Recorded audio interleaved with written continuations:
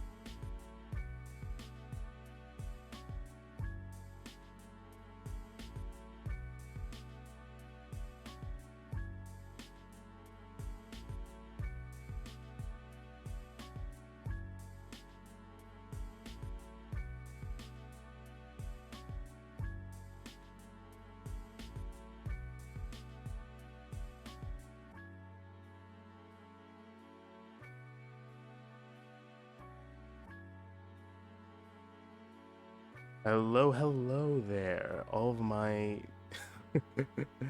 Oh, jeez, that rigging is so scuffed. Anyway, greetings, all of you, and good evening. I am Blyghtmare, and we have begun a new small project I've decided to effectively submit to the YouTube, Twitch streaming algorithms. You see, for the most part, I've found that there is a distinct lack of people that are suitably equipped to teach you on map making. And that is what I'm here to provide. But that will come in due time. But until then, how about we chat for a bit? Because I'm actually very interested in, I'd say, a few things. Most notably, I personally hate, I hate with a passion traffic.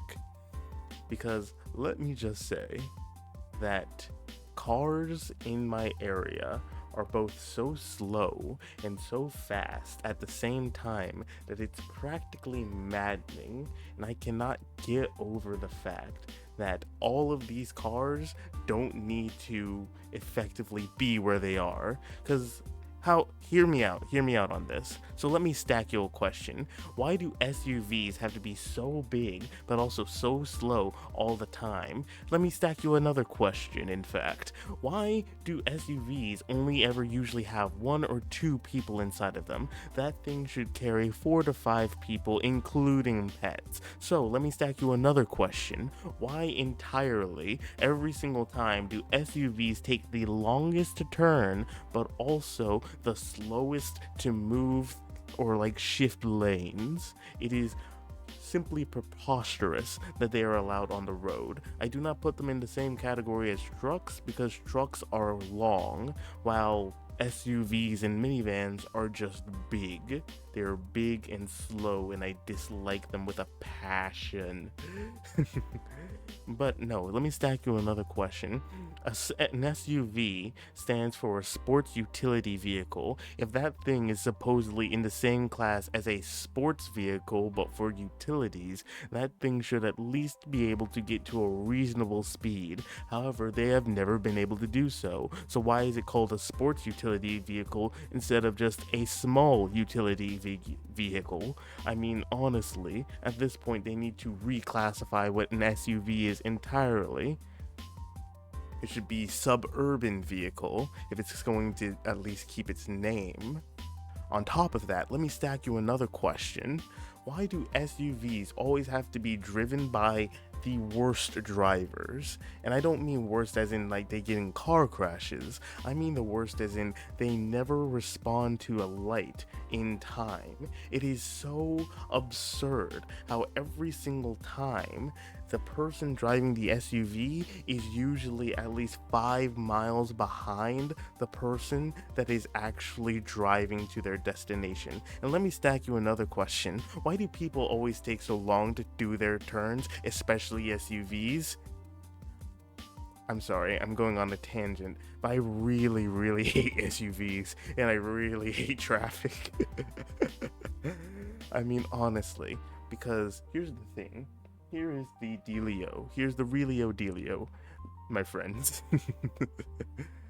If I can be real for a second, SUVs are the SUVs are a blight upon our society. They need to go. They do not carry enough people to necessitate their existence, and the people who do drive them do not have enough people to require them. Because here's the thing.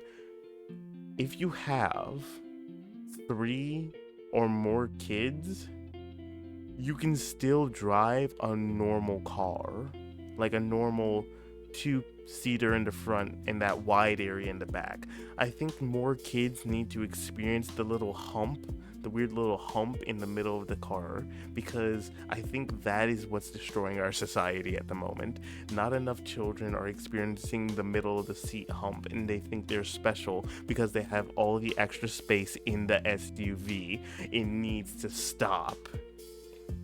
And so that is why I'm proposing that we put a ban on all SUVs.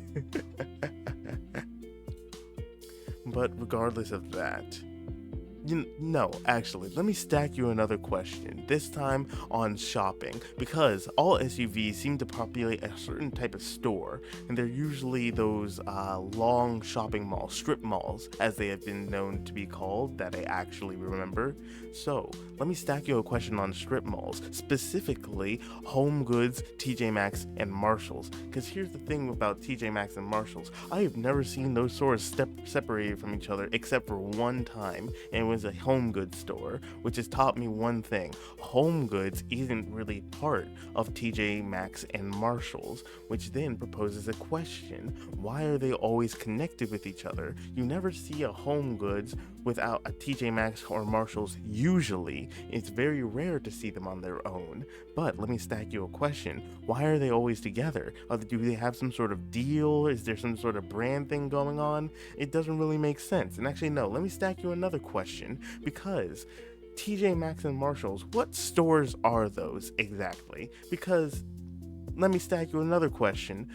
TJ Maxx and Marshalls, if those are just clothing stores, why are they always tied with a Home Goods? Home Goods obviously has all the home products, but then what is TJ Maxx? Because TJ Maxx and Marshalls always has clothing, beauty, and toys, which begs a question. Marshalls can be all the clothes and the shoes and stuff like that, but is TJ Maxx just toys and the bathroom stuff? Like, where does that fit in? Where does TJ Maxx and Marshalls fit in? And also, let me stack you another question. If these stores are never really apart from each other, how did this agreement even come to be? Was TJ Maxx and Marshalls just really good friends and they finally decided to consummate the relationship in the formation of a whole new store? That is what the question I pose to you, my lovely viewer. But, questions aside, I will say that today was a fairly good day. Fairly eventful, I'd say. You see, I'm trying to be more productive in my daily life. I'm trying to get to a place where, overall, I can find myself to be a more productive and useful individual. I've given myself a challenge, per se, and that is to effectively hit a large amount of growth in a very limited amount of time. So I'm attempting to essentially cram 3 years of missed work and procrastination into, well, 3 months. And we're going to see how that turns out, because ultimately the thing is that in order to be more productive, I need a crunch. I need a time frame, a deadline to push me forward. And in the past, this has often not worked. I've been very inconsistent with this whole streaming thing as a basis, and I always found new excuses to put it off. Essentially, I didn't have the right sound for my area. I was constantly debating different webcams and my computer humming and all this other things.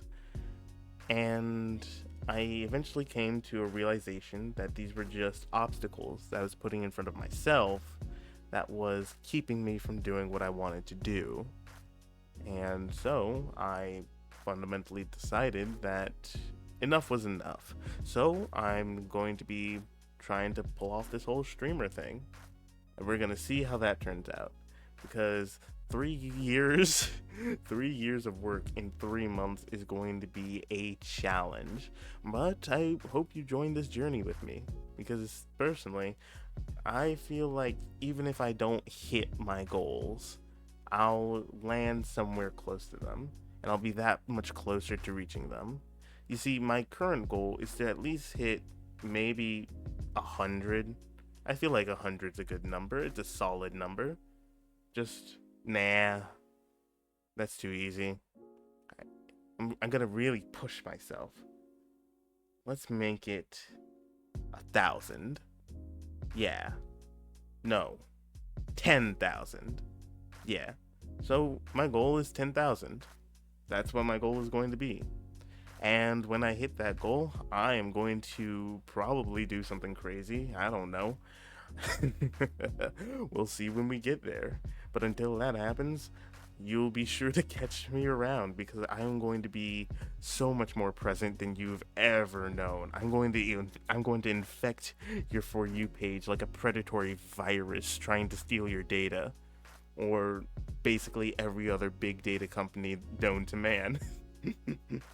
But yes, so that's what I'm going to do. As for what I did today, I've been learning how to do some 3D modeling in Blender. Specifically, I'm getting more into miniature making. Reason being is because I love miniatures, especially statues and gunpla. Ooh, that'd be fun. But yeah, essentially I love putting them together and posing them into very unique action poses. I have one gunpla, but it's not very finished yet. I still need to complete that set and get him all posed up. But beyond that, I'd say that my favorite thing about miniatures is the immense amount of detail put into something so small. You never realize how intricately these little guys are made until you actually take the time to make one yourself. And I've been moving into that for a little bit. Hopefully, I'm able to properly learn everything that I'm doing. Hmm, indeed. But yes, if I can figure out how to do that, then I would be in a far more, I'd say, stable, not stable, that's the wrong word. I'd be in a far more inter- interesting place. So yes, I am learning miniature making, and currently it is going so bad. So my sculpt was originally going to be this kind of VR zombie worker guy, and I quickly remembered, well no, not remembered, I quickly learned for the fact that if you don't retopologize certain parts, what you get instead of a smooth, curvaceous model is a janky blob of jagged edges and disappointment. And that is that is often not what you're going for.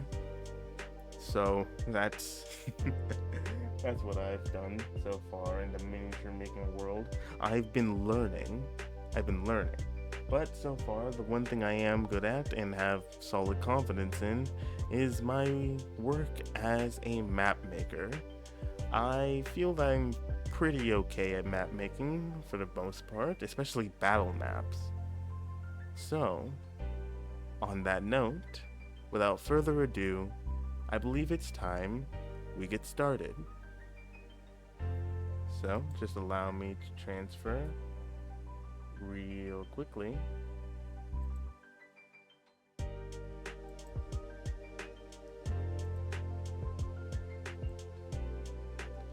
And we can get started.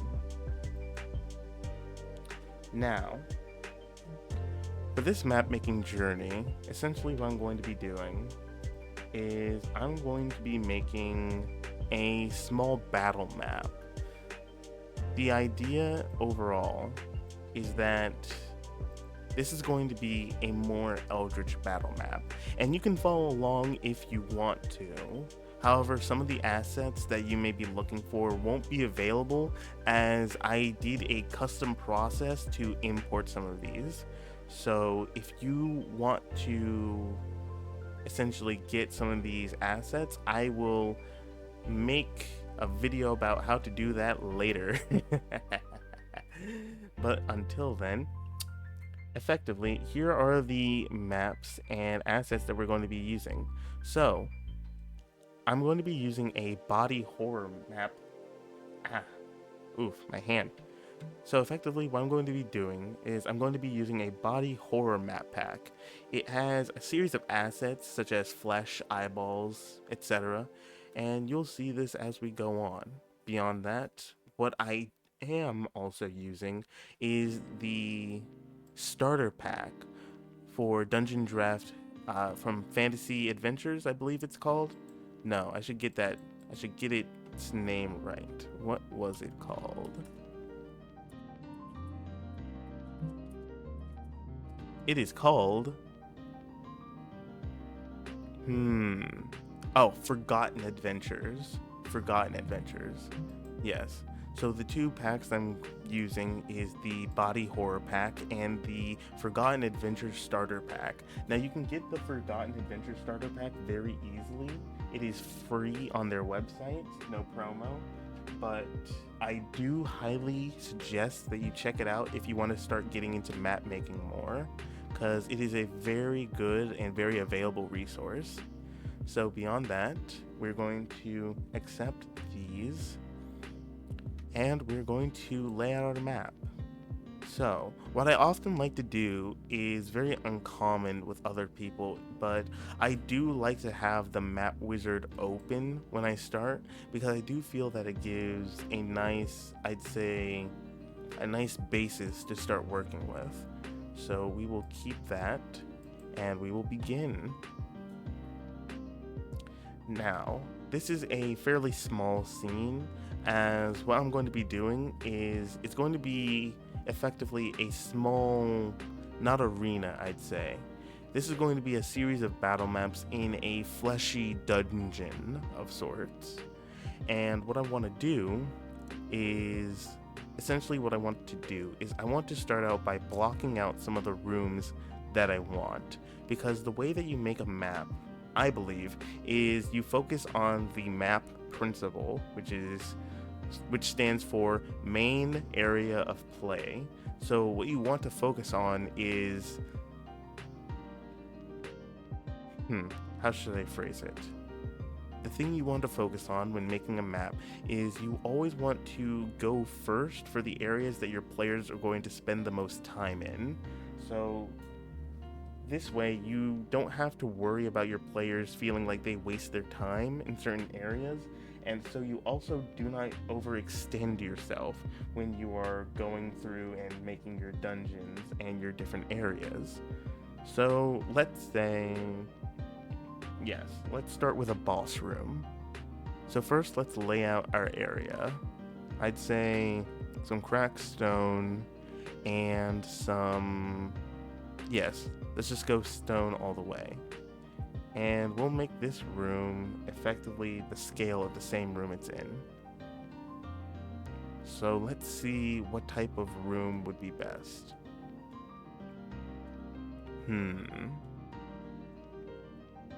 Now what I'm doing is I'm generating different rooms to see what type of configuration I would most love.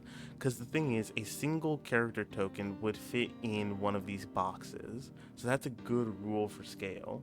This is going to be a fairly small boss room, as effectively the entire creature is going to be the boss that you defeat. So let's say a nice inorganic shape. And we can probably, yeah, no, but actually no, I do like the shape of that. So yes, we'll keep that one. Okay, with that, I believe we can begin. Now, what we're also going to do is we're now going to go in and change this shape from a dungeon to a cave, because this is going to give us more of those inorganic shapes that I wanted. And it's going to make the area a bit more off looking. I'd say, yes, that looks pretty good. So now what we're going to do is we're actually going to use our select tool to manipulate some of this area here. Now before to do that, what we're going to have to do is go to our building tool, because these should operate like vectors.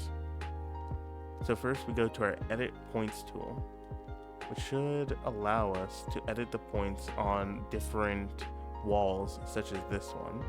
But since this is going to be our template, what we're actually going to do is we're going to create another level. So first we go over here,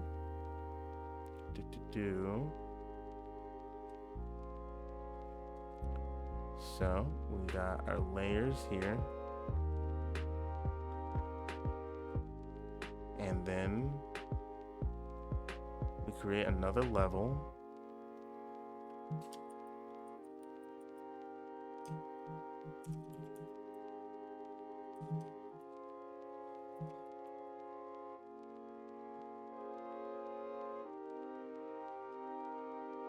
And there we go. So now, you may be wondering what happened to our original layer. Well, our original layer is still here, but our new layer seems blank. It seems empty. That's understandable. Now, what we can do to flesh out this scene first is we're going to use our terrain brush to add some terrain to our scene.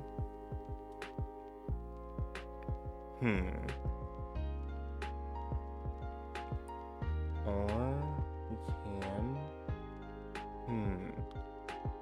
What would be good for this?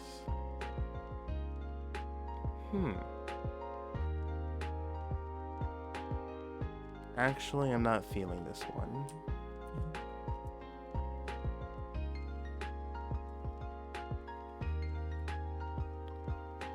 Let's try this canvas. I'd say... Okay. Let's start with our terrain brush this time. Now, we have our different terrains, but the Forgotten Adventures give us a bit more to work with here.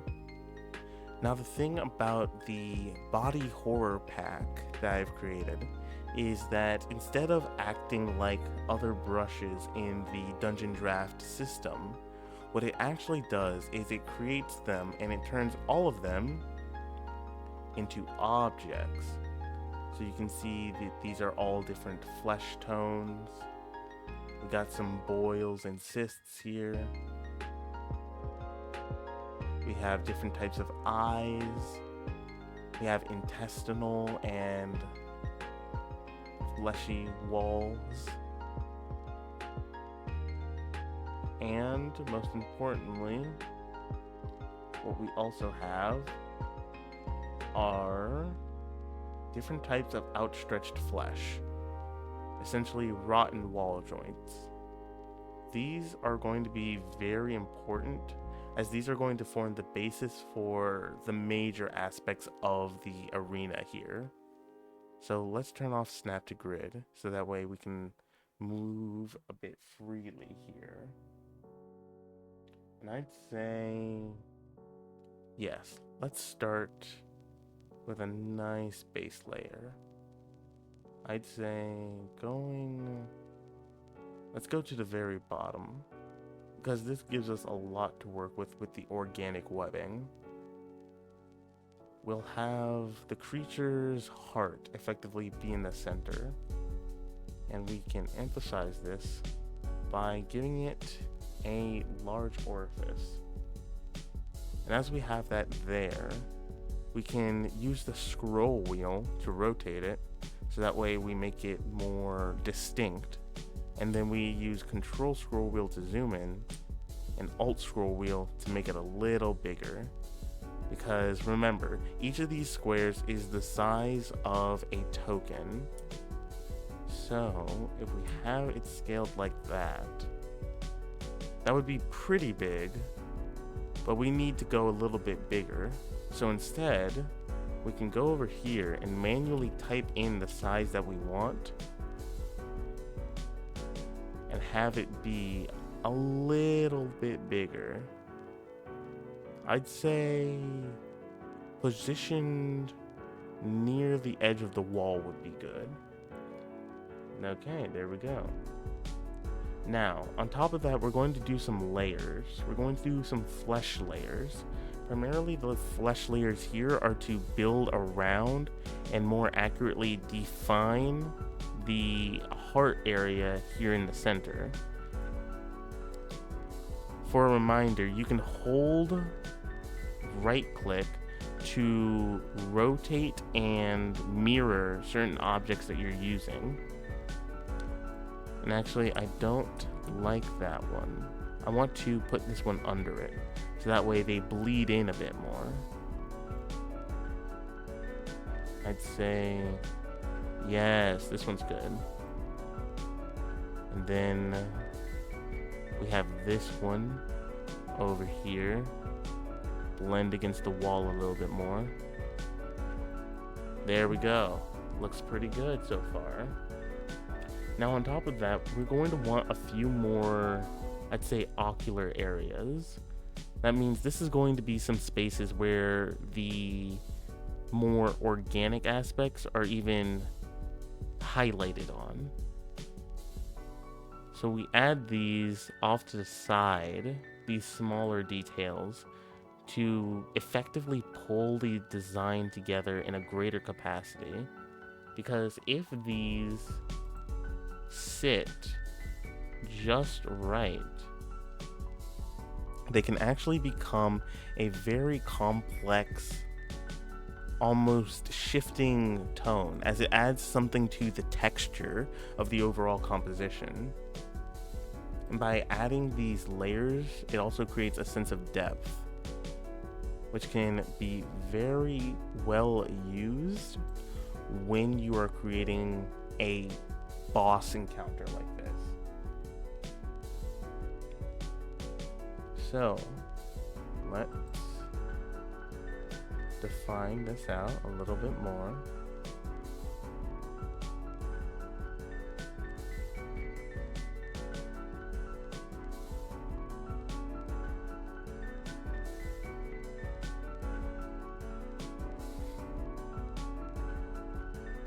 Now, another thing you want to keep note when you're making something very fleshy and organic is that you do not want it to be very symmetrical, despite what you would think.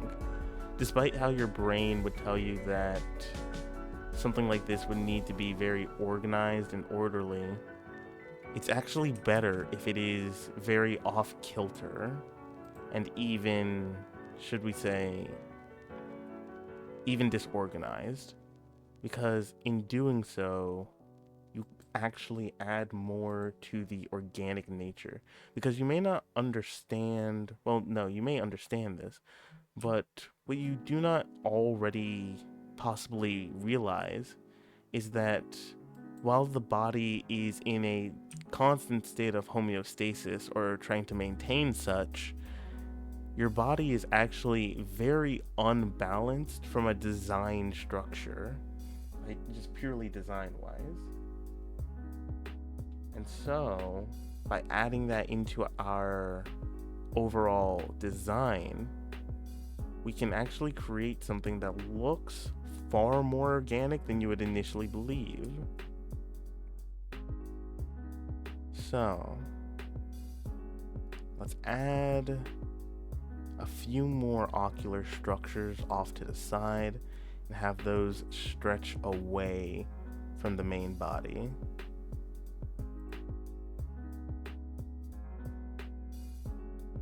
And then have a few bulbs over on here.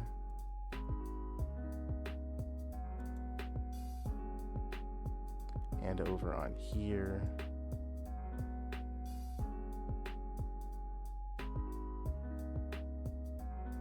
And a few here, and round that out with some stretched sinew.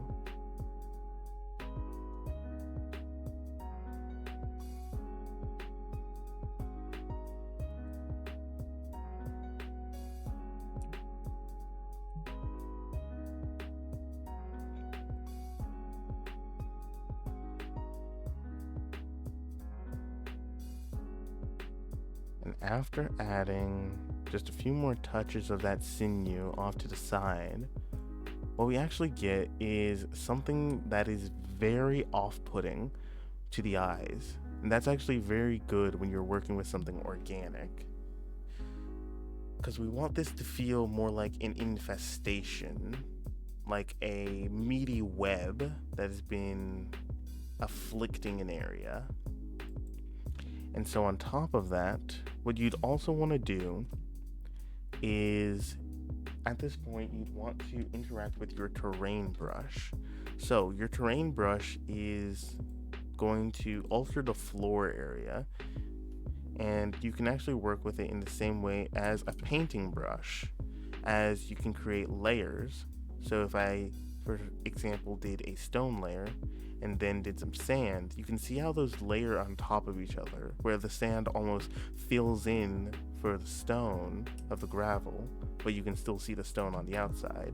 What we're going to want to do is, this is actually a plain dirt background. So what we're going to do is we're going to first change the plain dirt background to something more solid. Let's say some cracked tiles. Boom. This already feels far more sterile, but also it gives a greater sense to the unease that this scene would cause. Now that we have this, what we're going to do is we're going to get another brush and also give it that same cracked tone style, except it's just going to be solid stone. For this is what we're going to use. We're going to layer this on top after we begin adding some of the more fleshy tones to the floor. This way we can not only hide and actually show some more of the organic corruption occurring over the overall scene, it can also give us a better control over how the floor is designed, because you can clearly see from right here that this floor is very symmetrical, it's very pattern based, and we do not want that in our environment as a whole. So first things first, let's go back up and find ourselves some good floor terrain.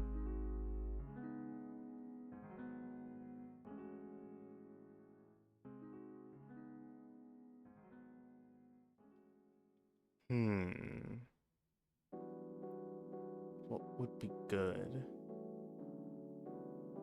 I'd say... Nope, we will cover those later.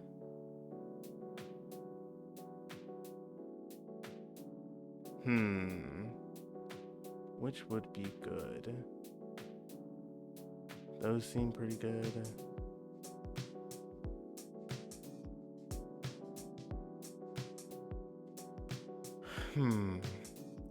But doesn't match the tone. I don't think so. I need something... here we go. Perfect. Yes. That is far more matching. Okay, so we'll go with this. Rotate that a little bit. And we'll add some to the sides here.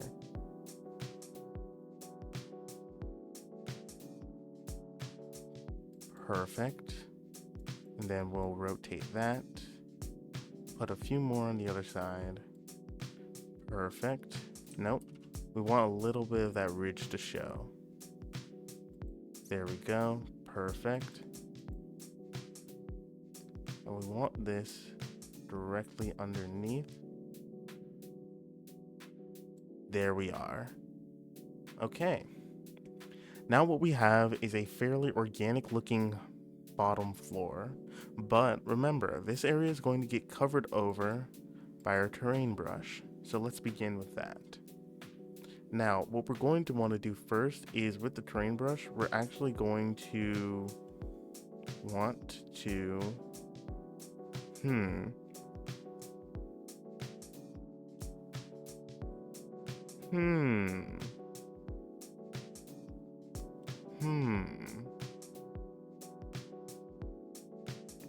Oh, right, I forgot these are items, so they can't be affected by the terrain brush. Well, the more we learn, I guess. So, instead of doing that, you know what? No, let's do that, because I feel like that's a far more interesting journey. You've gone to the interior of this creature, you've effectively entered its deepest bowels, and you have come to what can roughly be discerned to be its heart. And as you stand there, you find yourself in a meaty corridor faced with an undulating mass of flesh and terror. So let's actually start building out our flesh and terror, shall we? Now, the first thing we're going to want to do is we're actually going to want to consult some of these vacuous holes. You see, these holes are more or less designed to fit into some of these crevices that have been left open by the holes that we've made. So, what we'll do is we'll start with a few more disgusting oozing ones. As with these, they will act as supplementary items to say. So let's scale this down a little bit. We'll have you nestled in right there. Let's get you right over here.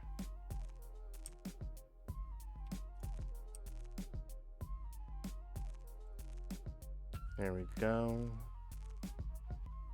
Let's add a nice little sphincter right here.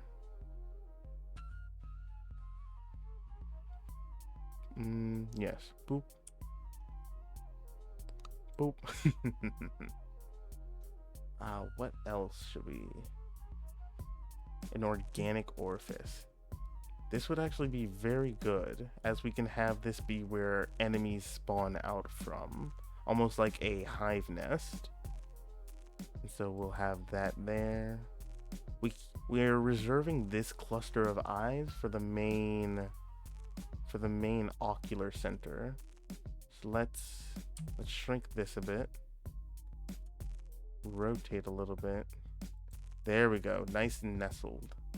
We can have this be for flying units, this be for ground units, and maybe just a little orifice off to the side right there. Nice, tasty, love to see it. A tear could be interesting, but we would need to layer something under it.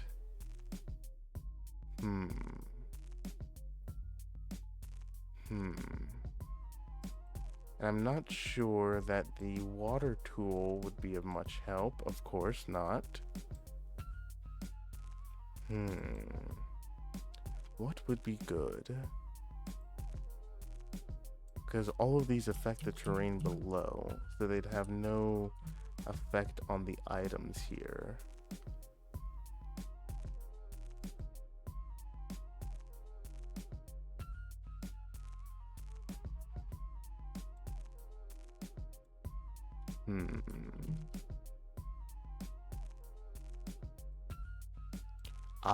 Right.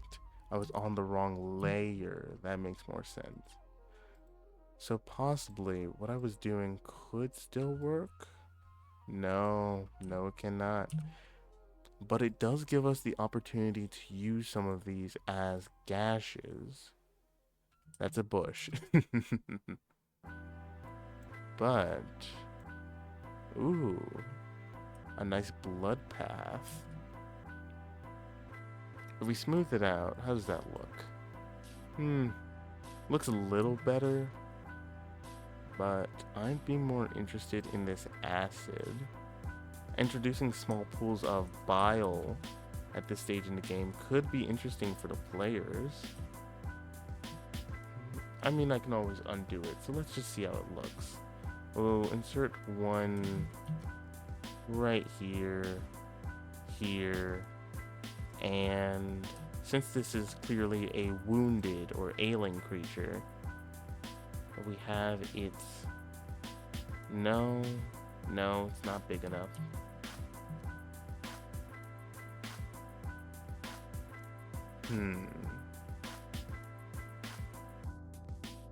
Would this be good? It does match, it matches the aesthetic well. Do I really need... Oh no, that matches perfectly. Should you go under? No, you can't. You'll nestle yourself right there. Okay. Now with that out of the way, we can move on to lighting.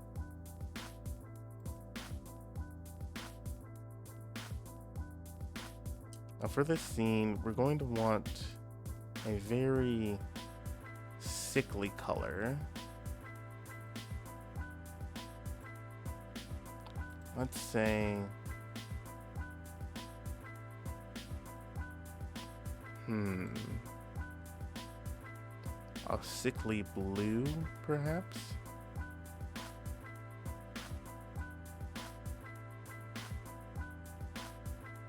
No, because that's too close to white. That looks good. Ooh, and it comes off the... no. Let's shorten that range a bit.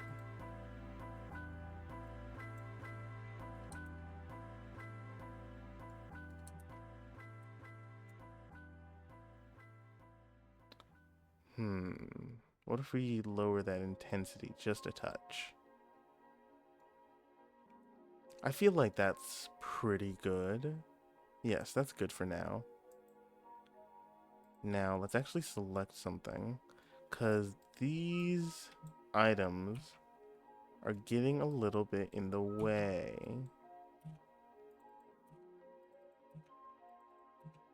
Because what we need right now is I need to insert some of the eyes here, and I need to add some more objects to define this heart at the center. So let's go back down. Before that, actually, let's decorate it a bit with some pustules and boils. That way we can fill some of these smaller cracks here.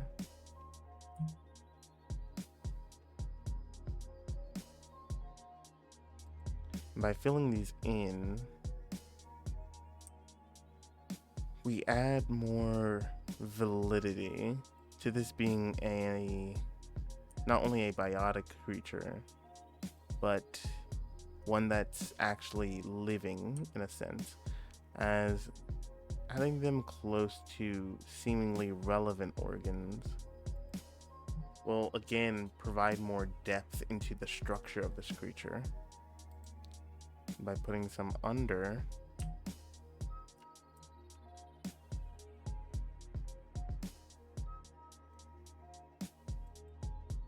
we can also supplement any missed areas with the overall size of the radius around some of these add-ons.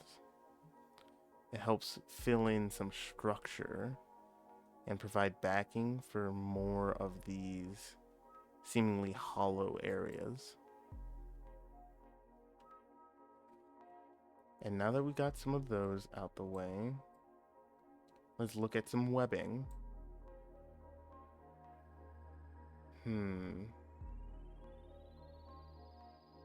I'd say those are pretty good, but those are mainly for teeth. So let's cover teeth first. Now for teeth, you usually want the tips facing outwards, so that way they can seem more predatory. So let's place some of these over. Let's add one here.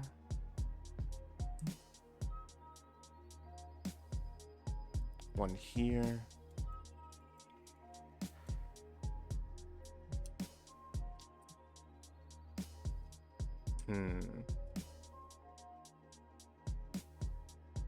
Let's place one a little bit closer to... Should it be near the center eye? No. Placing it here doesn't feel that good.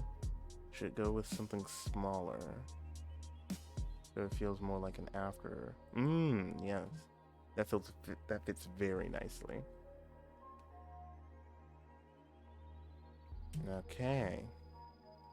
Now after that, let's add a few eyes in, so that way we can give it some wings of seeing. We're not going to add scabs just yet, primarily due to those being used mainly for texture. And I feel like we already have a good texture established, and the scabs could do more for the floor texture than the overall heart area.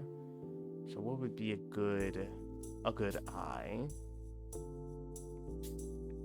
We don't want this to seem cosmic. We want this to seem infected, fetid, rotten. So if we give it some more human-like eyes,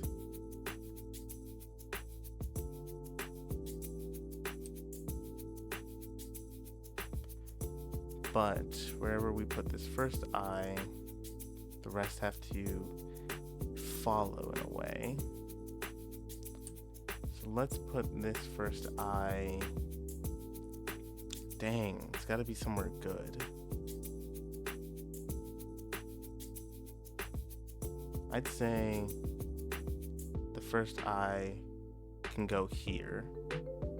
So that way a smaller eye can go right here. And an even smaller one can go right there. The illusion is we want this to be looking at our players and the GM as well, to give it some more of that inhuman, almost consciousness.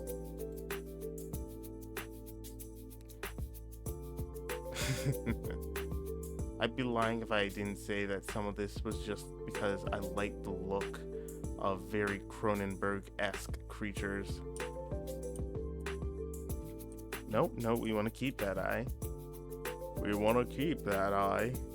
I've got my eye on you. I've got my eye on you. I miss Skylanders personally. Well, I do and I don't miss them. You see, I grew up in the early 2000s where there was a lot of toys to life games, and I feel like I missed out on a lot of them, primarily due to a lot of them being kind of, well, they were affordable, but I couldn't afford them, neither could my mom. But I do miss them because it feels like there's a lot less creativity in the toy space now. But besides that, let's continue adding depth to our map. Now, you may feel that you're at a comfortable place with your map. It looks fairly fleshy, it looks pretty good, but now we again need something for the players. While we have this here, and we have where the enemies can possibly emerge from, we need some way for the players to attack or deal damage. Because while they can attack this as the cluster or the heart or the center of this infection, it would ultimately feel more like a damage sponge, which is why you need to create something that is very distinct to hit, but also something clear to protect, something that is very important. This is usually, as I like to call it, the the punching item or the punching bag. This is effectively what you will do to deal the most damage to a creature or your enemy, the weak spot, as to say. So let's make ourselves a weak spot. If I remember, there should be some polyps here.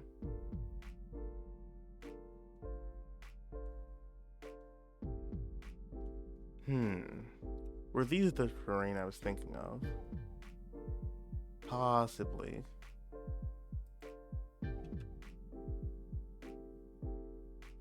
I think this is the terrain I was thinking of.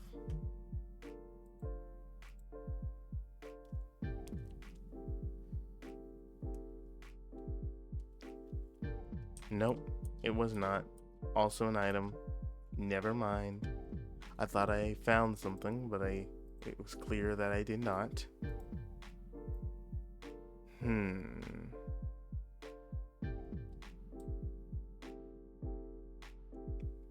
There should be, here we go. So we have these large cysts. And so what we're going to do is we're going to take some of these cysts and we're going to use these red ones to create small areas of importance. So let's say here, here, and here.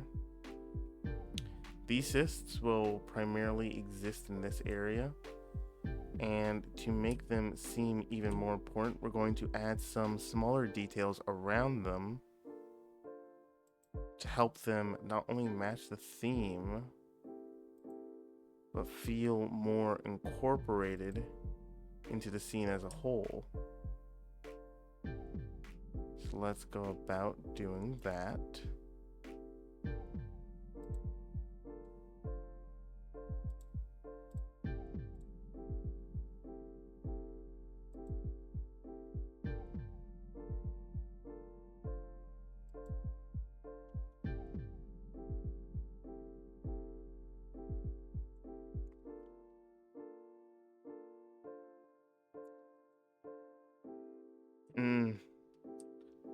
I don't like the look of it.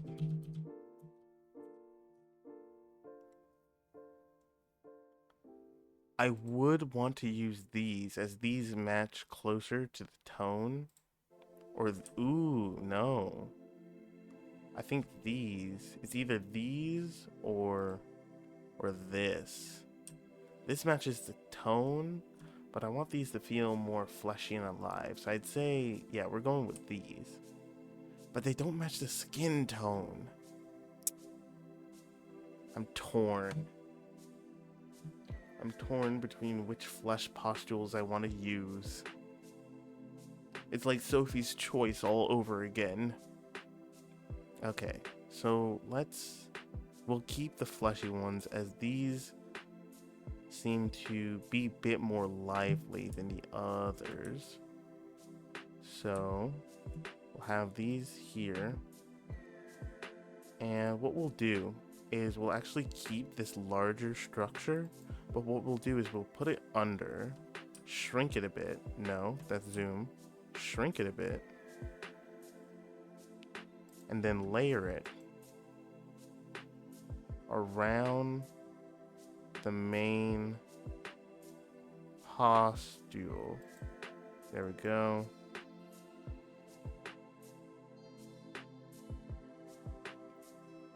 A little tilt, there we go. And just a little, there we go. Nice. And we'll just do that for every pustule that we have, giving it a bit more definition and importance in the scene. This also helps us fill out the sides of the scene more, as it gives some greater highlight into the infection of this creature, or this entity, we'll say. And so we'll just add a few more there. Now again, we don't want to overpower the scene too much, as while this is the final area where the corruption is the strongest, we do still want a bit of the scene to be mildly recognizable. As you see, it does primarily look like I just pasted the same texture over and over, but that is where the selection tool comes into play. You see, by using the selection tool, we get a bit more fine-tuned control over the scene. And what we can actually do is we can use the custom color tool to alter its color a bit. Hmm.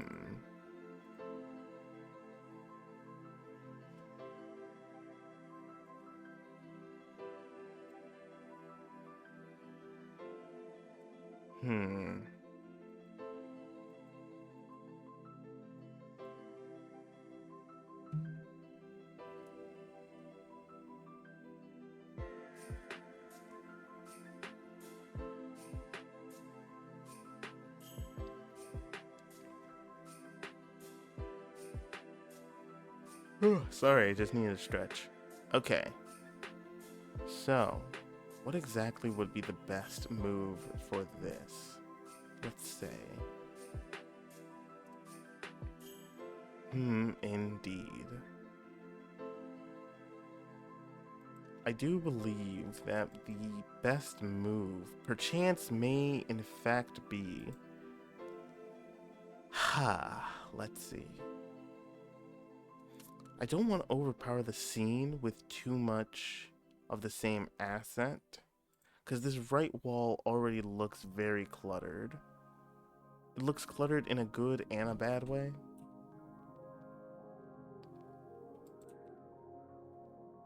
See, I do like this, as it feels very alien, what was his name? H.R. Geiger-esque is what it feels like.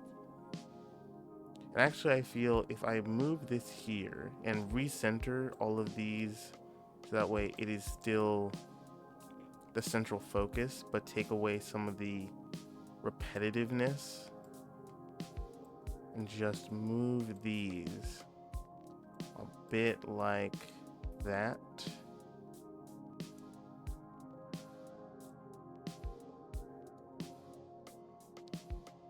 There we go. Got that there. We just move this a little bit down. I'd say that looks pretty good. That looks pretty good. It creates a clear path to the center. You can see the three postules, they do stand out to a degree. I am going to need to make these more defined, so I'll probably use some lights for that. Outside of that,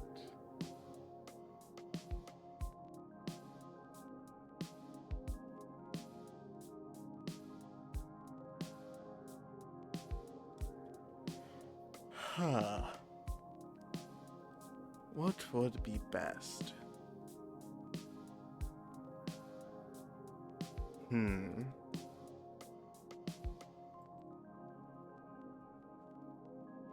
Maybe I should change the floor texture. Because while the cracked stone does provide some minor reprieve, it does break up the scene a little bit in a nice way. I'm not sure if it's truly final boss area material, unless I want to do a more gradual spread.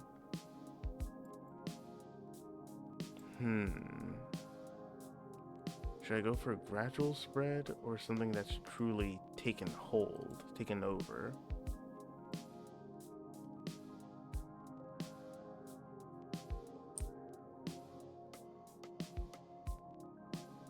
Everything here does blend together in a nice way.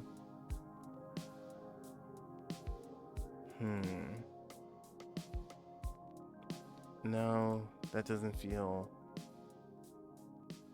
That feels too generic.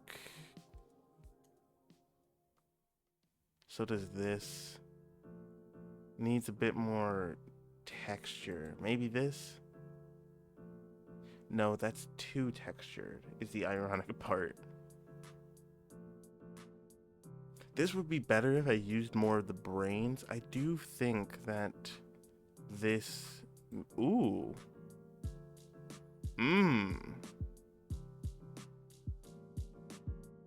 I think this might be it. This looks pretty good.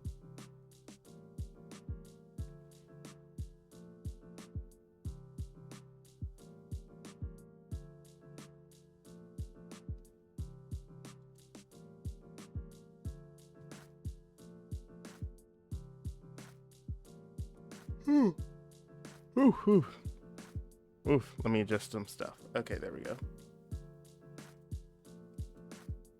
So, now with this setup, it does feel pretty boss room-like. But again, we still don't have that central thing for players to target.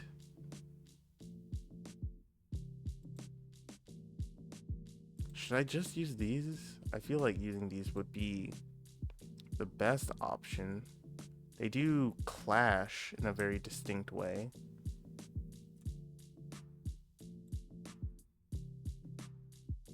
That is often a good sign for players to attack said thing.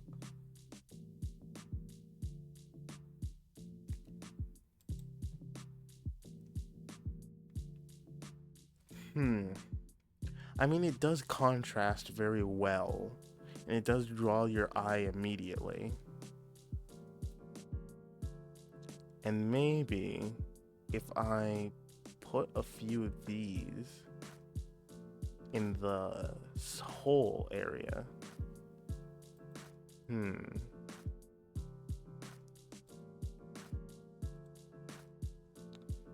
we'll select those layers.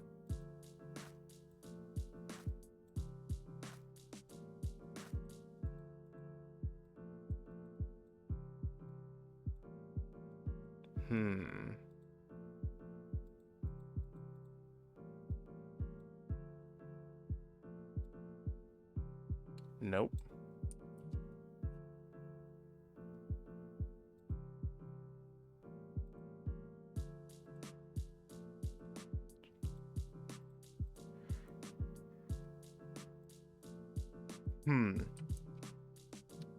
So it does not appear that I can immediately add those.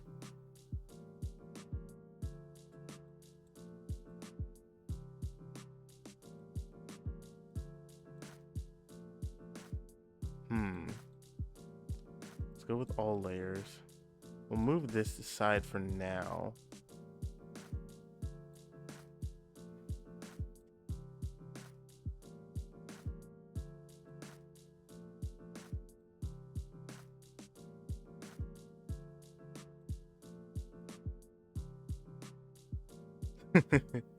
Let me just slide the flesh floor back and put it back again.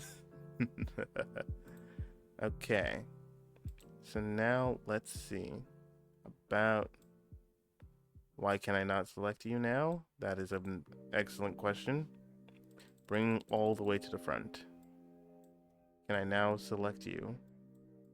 I in fact cannot. Is it because this is the thing that's in the large... okay. So I can select you, you're just difficult. You're being difficult. You're being difficult, Mr. Freeman.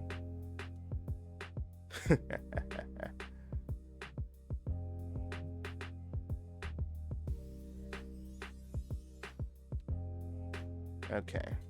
So... what else? Yes. So let's actually put some of these there instead.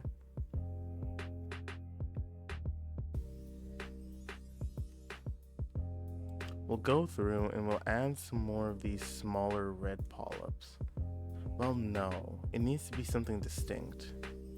Something like this? Maybe. Would this work? It doesn't really feel like it. It feels distinct, but it also feels very clashing. Man, I hate design. I hate when I feel like I need to get this right. Because the balance, the colors, they meld together so well. And it creates a very viscerally warped scene. And you can tell that some of the things in the room are important. But I need to bring some more pop to this, to the central being of it. So let's just add some teeth. Should it be teeth or eyes? Well, we haven't really used any of those pustules yet. Any of these. So yeah, let's go about using some of these. Bring these to the front. No, but these also meld. Dang it, they mesh so well together. They mesh so well together that it's actually working to my detriment. none of these really pop. I picked a very easily not forgettable.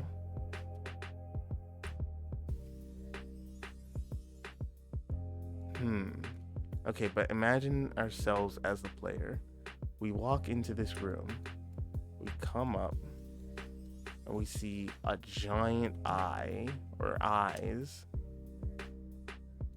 We see essentially a giant wall of flesh. Should I add something more? I feel like I need to add something more to this. I don't know what. It needs something.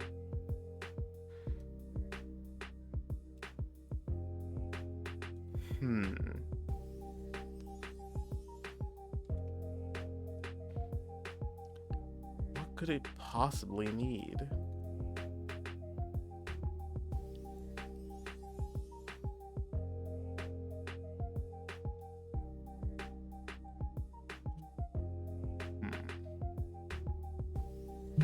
Uh-oh.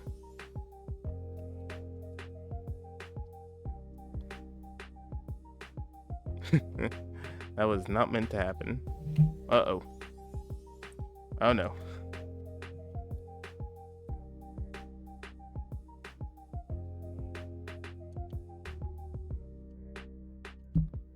Oh no.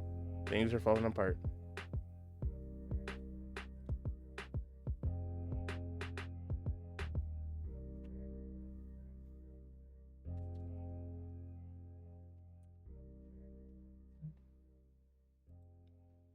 Okay. Now I think I think I fixed it. I'm not sure. Hopefully nothing else falls over. We can only wait to see. This scene does feel lacking, but I don't know what I need. That's the tricky part. What exactly am I missing?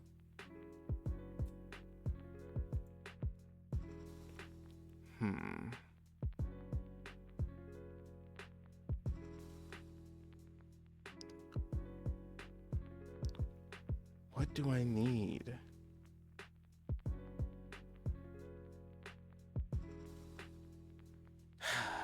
Okay. Well, when stuck, all you can do is push forward. So let's continue on. The best thing for this scene, now that we have at least something of note, we have the 3 polyps to deal damage to, we have the giant meat wall, we have the orifices that the creatures will emerge from. I think the last thing we need is just a giant mouth. That's probably what I've been missing. It needs to feed some way. So let's just give it a giant mouth. A giant gaping maw that all just fills into. Let's see. Giant gaping maw, giant gaping maw. Can I get one giant gaping maw, please? Sir, welcome to Wendy's. Can I take your order? Yes, I'd like the giant gaping maw, please. Sure. That would be, 1053. Excellent. Okay, that's a sphincter. That's a orifice. This is more of an eye. I need something maw-like. This would be good for the throat. But I need something to go around it. This might be good. So yes, we'll set that there. Select this, make it so much bigger. So much bigger.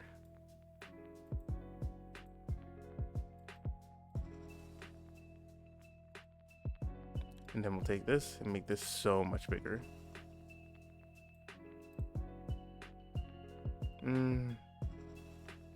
move this a little bit so we can also move this. That seems good.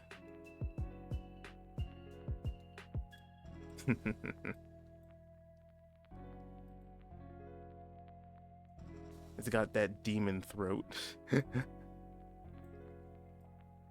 It's like, why did you date the Eldritch Abomination trying to destroy the world? I mean, what that mouth do? So yes, now we should add some teeth. Good thing we got some brand new holes to fill with teeth. Some teeth. Teeth.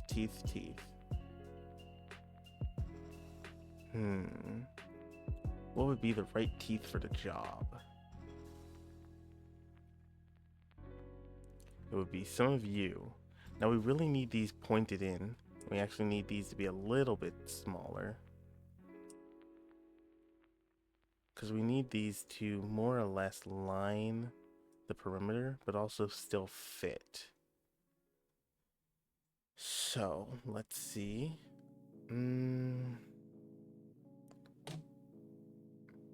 Maybe I should use some of the eye holes or the eye orifices, as those feel like they would be a lot better for this one. There we go. So yes, so let's line this area. I need smooth ones.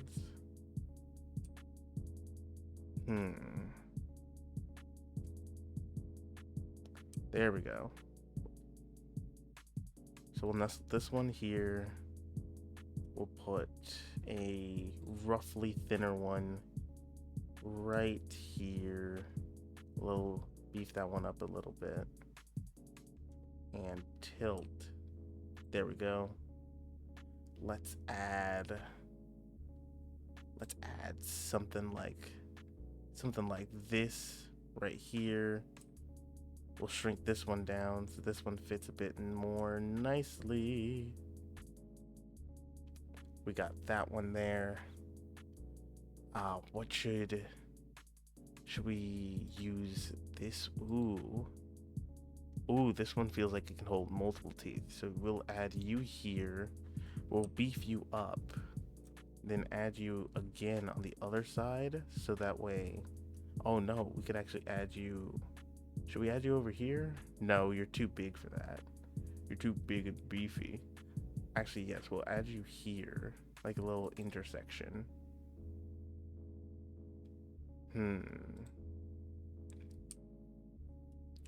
I still need more teeth holes. So let's go with you. You seem like a nice set of holes. So let's rotate that around, shrink it a bit, and fit that right there. We can also, no, because that would be too clearly repeated.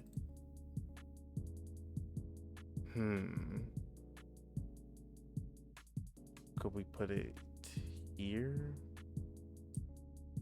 There's got to be something that can fit here for a tooth. A big old chomper.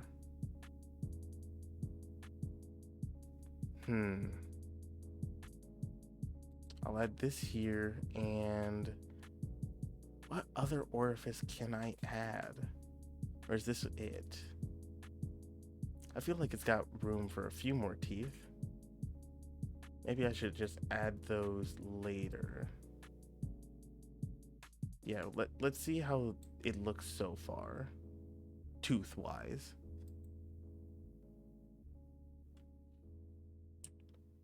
And as I put this here, actually, let me take care of something real quick.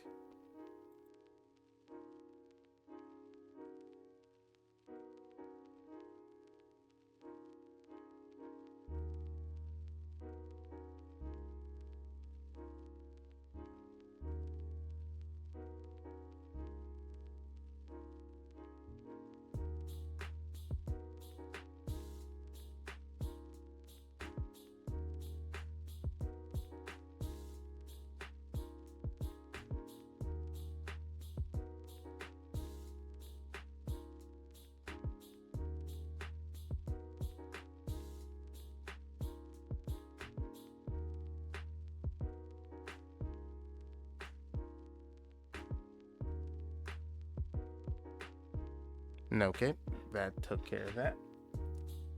Now, back to it. Let's see how these teeth are looking out. I'm trying to price match a tooth here. Trying to match a tooth to a tooth hole.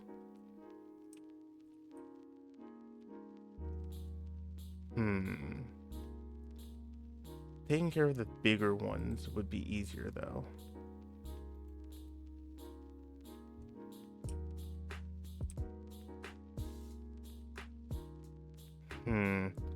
I'll use the ones with gums because those match a bit easier. So I need my gummy boys.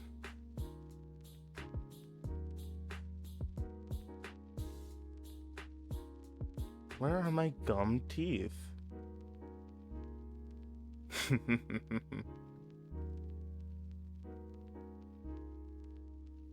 Okay, here we go. Here's some teeth. So let's shrink you down a bit more.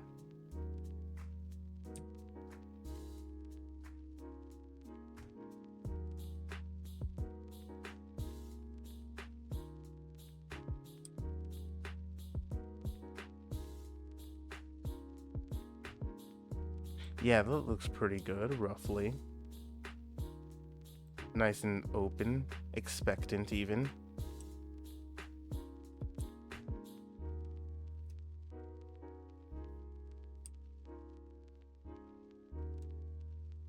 Perfect, nice.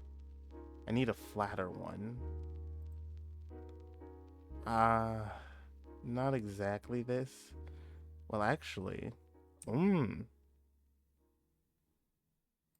there we go. That looks good. Let's actually get one on the other side a bit, if we can. Yeah, actually. Yeah, there we go.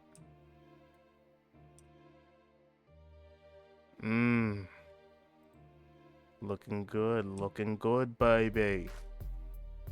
You're looking nice, you're looking right. Come on, baby, show me more of them teeth.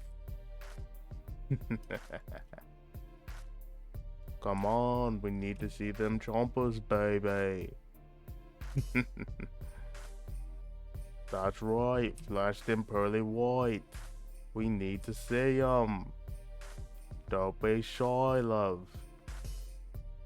Show off them teeth. Eat some goldfish, maybe.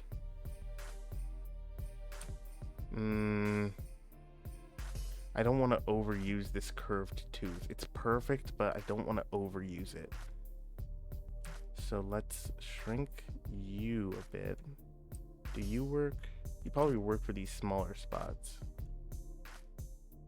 But I don't need small spots. What I need is big spots. I need a big shot. Spanton, help me out. Come on. Okay, there we go.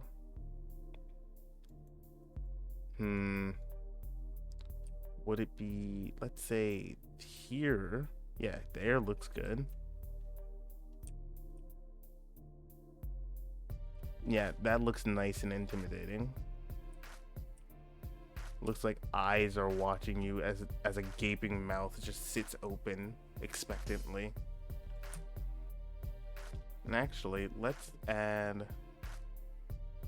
a few more teeth, maybe?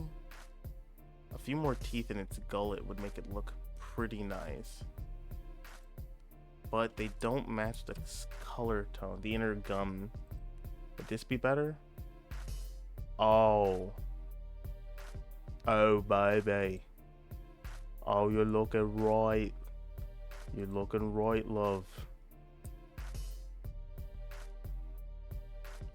You're looking right, you're looking nice, you're looking tight.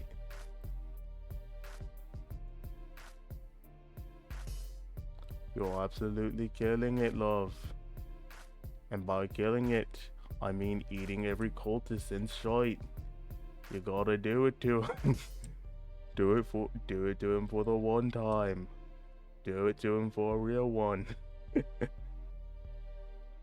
Baby, I need you to eat a cultist. Come on, do it for a real one.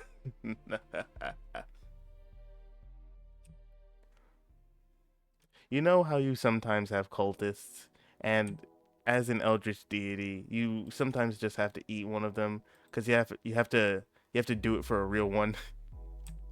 Come on, baby. You gotta eat the cultist. They're a sacrifice. You gotta do it for a real one. Come on. Get them down there. Get them in your gullet. Man, it's just so hard running running a cult these days, being an eldritch entity. It's just such a hassle. Come on. We already caught the goat, baby. You got to eat it. We need you to usher in Armageddon. Oh man, I'm having so much fun with this. And then we zoom out. Ah, beautiful. A beautiful eldritch maw of horror. I love it. I need more teeth. You need more teeth, love. You need to keep up with the dental appointments. Come on, baby. You know what I'm talking about. You know what we agreed upon. You gotta get that dental work. We're not paying that insurance for nothing. Come on. Come on. You need that health insurance. How else are you gonna bring Armageddon? You can't do that if you keep eating a whole sleeve of Oreos every day. Come on, love. Come on, love. This is why we have you on a diet. You gotta eat one cultist a day. I know you don't like them, but they're ready and willing. Their body is ready, love. Come on, you gotta eat up.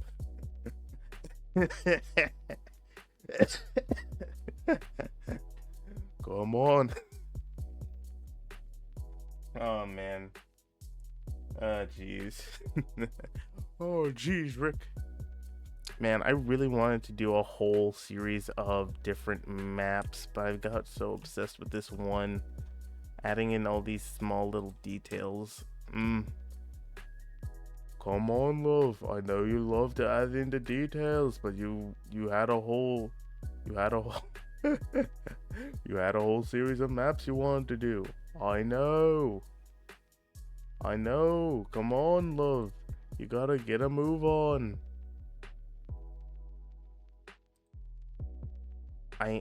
Man.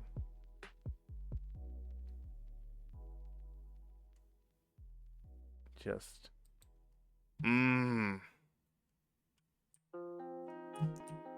that looks good. Actually, with these here, do I even need the outer teeth?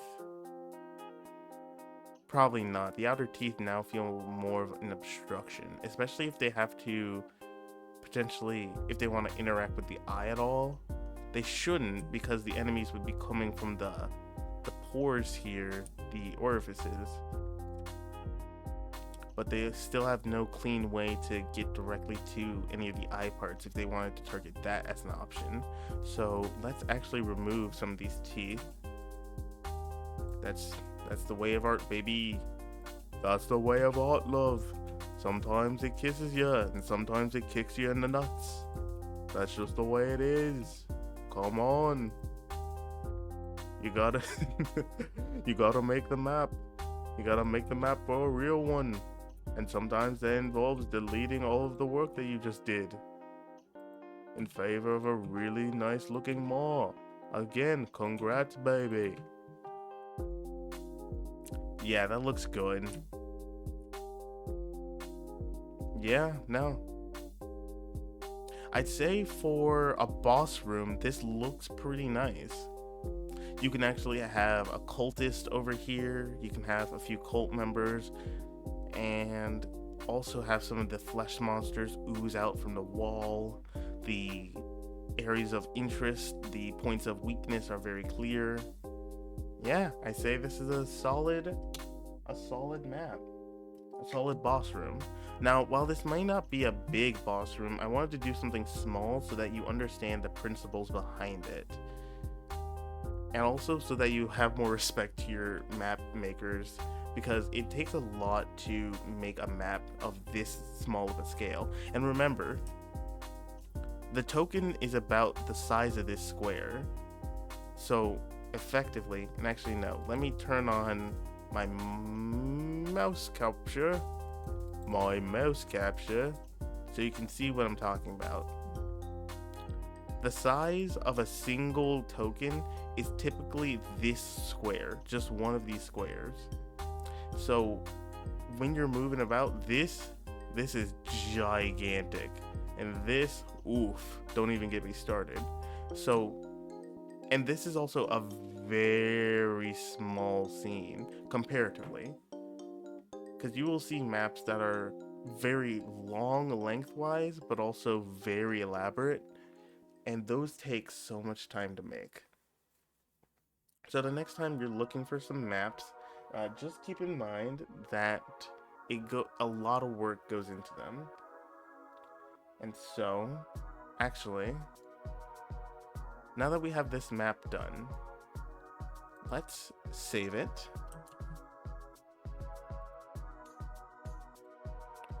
Oh wait, no. Now that we have the layout for the map done, what we need to do next is we need to decorate it. So, now that we have the boss room laid out, what kind of boss is this? In my head, I was thinking for more of an eldritch cult that was infecting the world with flesh. This is actually a reference, well, not really a reference. So basically what happened is there was this group of YouTubers that I had. Effectively, I was going to be a GM for them for a small game that I really wanted to run. And it was a custom campaign. Everything I made was I made a whole world, a whole series of things, elaborate lore and everything. And after basically maybe 2, maybe even 3 sessions, the entire thing fell apart. I mean, the person who originally wanted to run the game or wanted to get everyone together, they bailed, it wasn't their thing. And everyone else kind of lost interest.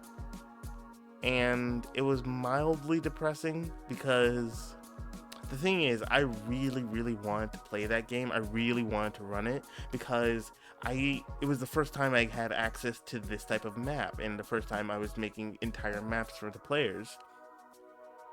And I know that like life and things get in the way, but a part of me always felt that it was in part due to the maps not being that well done and that the overall presentation wasn't clean enough. So I'm working to fix that overall. And so let's decorate this a little bit more. We've got a dead body next to the maw. We can add possibly, I believe, yes, we can add a book stand right here. We can have it near the maw for the sorcerer or cult leader, whatever you would prefer. Let's add a small brazier. How many should we have? Maybe 2. 2 sounds good. But we also need fire. We need fire in that brazier. Here we go. So we'll have this here. No. We'll have it be either side of the maw. That way it feels a bit, well, no.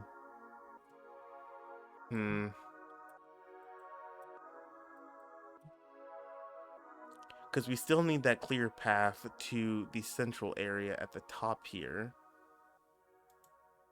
So, what other decorations could we add? They'd mainly have to be like side decorations, effectively. Maybe we can add,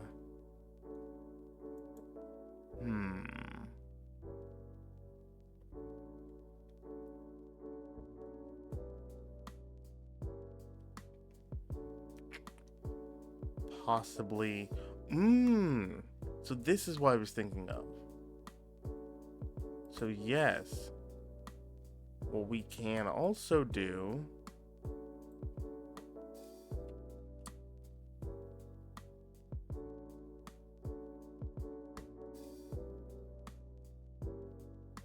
is add some fungal growths.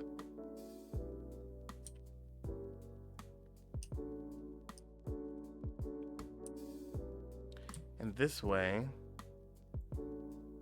it looks a bit more organic. No, we don't want that there.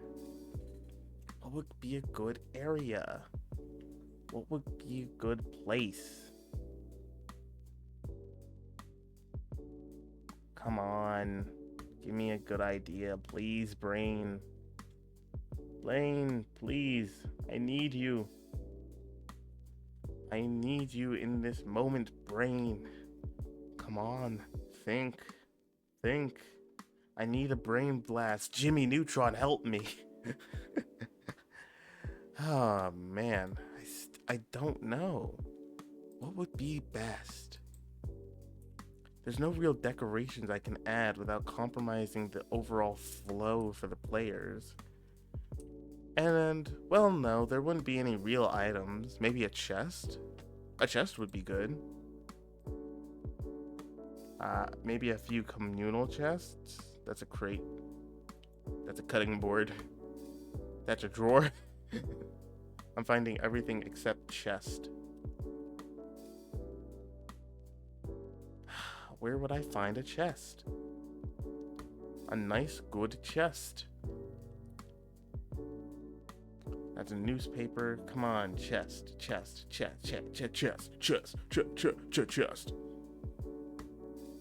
It's mine. The community chest is mine.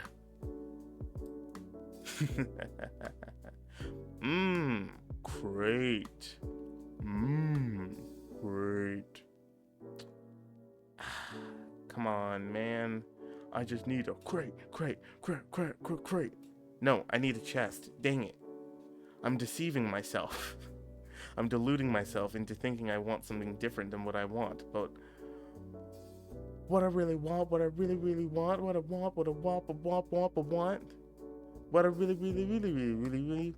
zigga. If you wanna be my map. No, that's a bad song.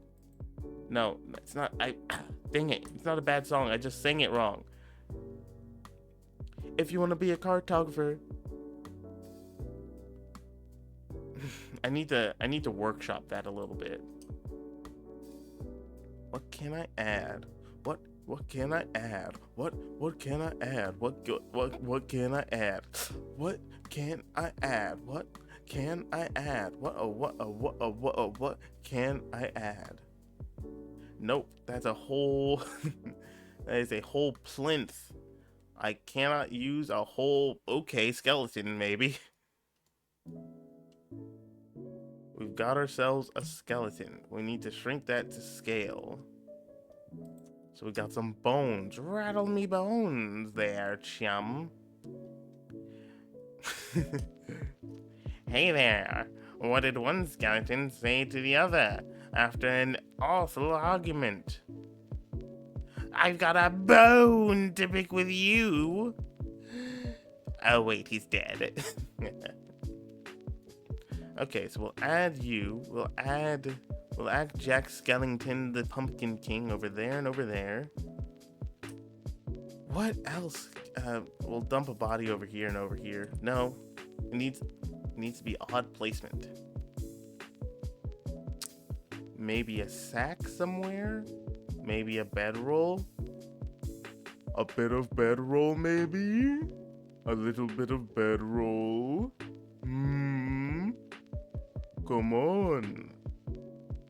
Come on, you can tell me. A little bit of bedroll, maybe.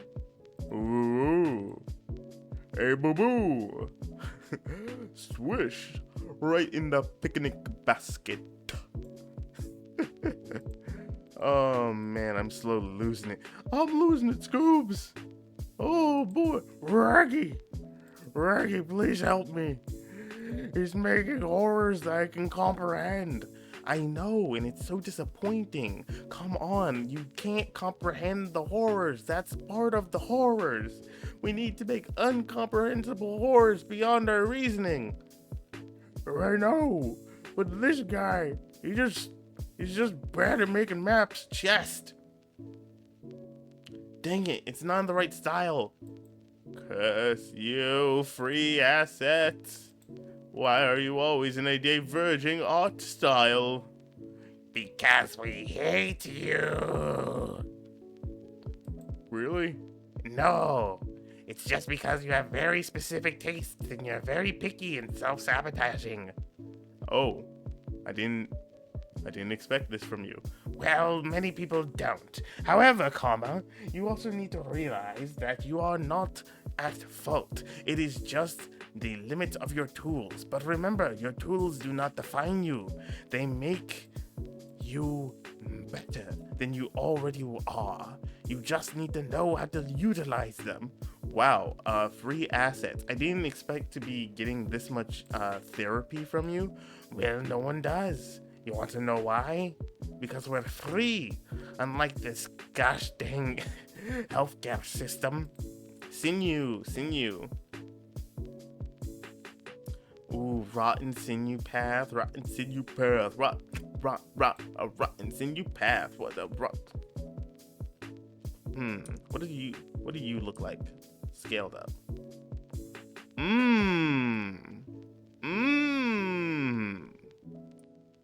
Oh, right here. Well, no, not right there. Yes, yes. Oh, Bane. I don't remember all of the lines that Bane says, but I do remember this one, molded by it.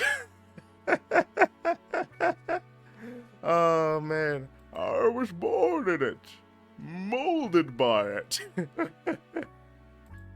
Oh man, I love that. I love just random bits from old movies and things such as that. It's also dazzling to realize that The Dark Knight and The Dark Knight Rises and all of those movies, those are like over maybe 12, 13 years old at this point in time. I am so ancient. I was a mere child upon that time frame. I almost doxed my age there because I am an old, enfeeble man. I am an old and feeble man. My masculinity is as paper thin as my papers. I could crush a phone book, for I am the one who knocks. Wrong franchise. I am the one who knocks. Man, I cannot think of what to put here. It goes like this, molded by it. You do not know you didn't inherit the cartography. I was born in it, molded by it. You merely inherited the cartography. I was born in it, molded by it. Your feeble attempts to circumnavigate me are useless, Batman. For I am the one who knocks. I am the one who has made the deals of cartography known to the world. You think you can stop me? You can stop nothing, Dark Knight. You can't even get laid. Your comic authors won't even let you give head. What makes you think you can stop me, Dark Knight? Shut up, Bane. I know exactly what I must do. What are you doing, Dark Knight? Exactly what you wouldn't expect. I'm breakdancing. You're right about one thing, Dark Knight. I did not expect you to do that. Jason, get him now while he's distracted. Get who? And he slowly said, watch out. And then just Jason Todd jumps from the tightrope and straight up uppercuts Bane into next week. Would that be something? I mean, it feels like that would be something. Does this look good? And it goes like this. Molded by it. I know he says it like this. Molded by it. No, the brain structure. The brain structure has not provided me a brain blast. I am still just as confused and lost as before, unfortunately. Oh, you poor unfortunate souls, so sad, so weak. I don't remember the rest of the words, but I know the circadian rhythm. I cannot sing worth anything. I should take vocal training. Will I? Next time on Dragon Ball Z, we do musical theater. Actually, I did do a bit of musical theater in my youth, and I did enjoy it. Basically, what I did is I was in my schools. I was actually in I was in 3. Yes, I did a lot of musical theater in middle school. So I was in 3 of my school's productions. One of them was Charlie and the Chocolate Factory. Another one was The Music Man, and another one was The Sound of Music. All of those I loved. I loved being part of them, but here's the caveat. I was just a chubby kid at that point. So hilariously, see, here's the thing. I like my teacher. Like, okay, so we'll call her Mrs. H. She was my favorite teacher back then, because while she was strict, she was actually very fair, and she always found the things that I wrote very interesting, and she actually was also the teacher in charge of musical theater.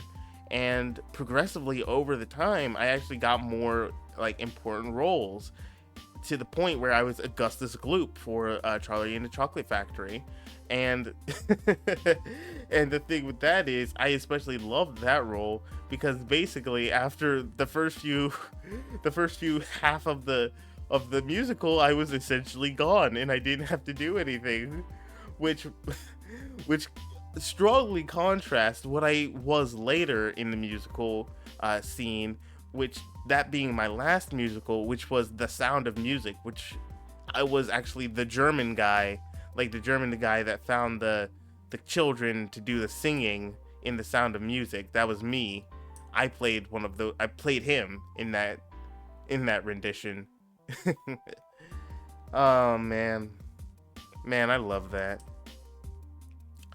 Oh, I think we just found something. They used this as a means. Oh, yes. No. There we go. A little smaller. A little tilt. There we go. Right beyond the lip. Right on the edge of pouring. Perfect. Okay, that definitely adds some things to the scene. I love that. That looks perfect. Okay. Now, what else can we add? I mean, it feels very full. I feel like it's full, but there's also so much we can add, and I don't know what to do. I'm so ready for this to be like the final product, but I don't know. Anyway, back to what I was saying. Musical theater was very fun, and as a child, I also had a very deep fascination for film. As a young child, a young artistic child. So one time I really wanted to make my own movie, or like a little series. And so I got a piece of notebook paper, I wrote a casting list, and I just stapled it on a wall. And I I did not expect the things for people to do to that sheet. A lot of the responses were joke responses. One person did say that they maybe wanted to do it, but to me that was kind of drowned out by all of the more or less mocking, should we say, responses that were on that sheet. And that kind of greatly discouraged me for a bit. And here I am now. So many years passed. I haven't spoken to that teacher in a while, Mrs. H. I at times think about her because I do miss the musical theater sometimes. Most of my school experience I do not recollect, let alone miss. But I do miss like small select people. And also, people always overlook teachers, and I'm so sick of it, especially due to the era that we live in. Here's the thing. I know so many of you probably don't realize it right now, but teachers always have your best interest at heart. And while they may seem strict or overwhelming or any sort of things like that, always remember that they are trying to teach you something. And it's not always math or science or or or social studies. Sometimes they're trying to teach you that your creativity and that who you are does not have to be contained. That you can express and be yourself as much as you want to. But you do always have to be aware that there's going to be people that do not feel the same way as you. And sometimes you have to learn that the hard way, like with me. But Miss Hinkleman supported my creative endeavors, along with a few other teachers. But when you find that teacher, that one teacher that you feel gets you, that even for the slightest second, you feel somewhere deep inside you that they could understand anything that you're going through, or your particular flavor of creativity, or your particular interest, just talk to them. Just talk to them. Because more times than not, they are here to help you. And that is my that is my PSA of the day. The more you know. But if I'm gonna be honest, I do feel like this map is fairly complete. You have the boiling cauldron, which they use to also feed our giant maw here. And actually, this very much looks like a face. I'm very proud of myself. This looks pretty good. Okay. So we'll save this. Save as. Let's save this one as. Let's call it Living. Yeah, no. Living Maw Boss Room.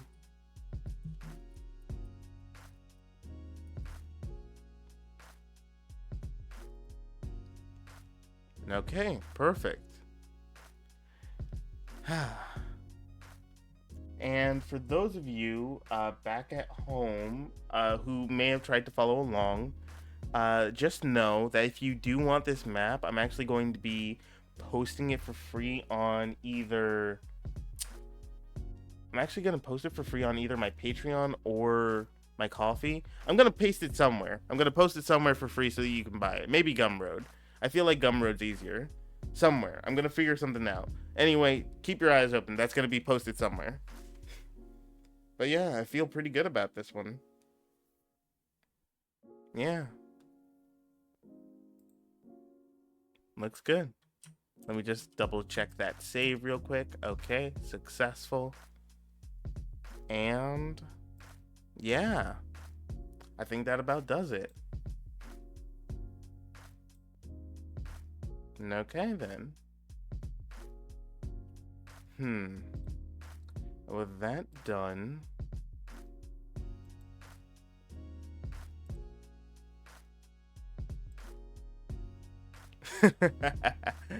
oh man, that's hilarious. I entirely forgot that. Okay, so let me actually get the right background set up. There we go. Okay. So, apologies for the technical difficulties. This is a very new setup that I'm trying out. Very much different than my old one, as I am now fully almost semi-articulated, which is a lot more than before. But yes, I hope you enjoyed that. I'm going to be doing more as I get better at map making, and hopefully you'll be along with me for that journey. Overall, I can't express my gratitude for you being here and listening to me just rant randomly like a madman. But yes. Is there any final words I'd like to say? I don't know. I genuinely do not know. I don't know. My mind is soup. My mind is like an ocean of soup. But yes. Thank you for joining me for this evening of cartography. I'm going to start doing it a bit more regularly, trying to aim for a consistent schedule. But for now, I'll be doing this, maybe a little bit of STL work on the side, some Blender things. But until then, it's been a pleasure spending the evening with you. And hopefully, we'll spend many more together. Remember, I'm going to try and do this 10,000 thing in 3 months, so hopefully you'll join me for it. But for this solemn stream, I'll have to say goodbye. But I'll see you again next time. Possibly Monday, if I'm able to stick with it.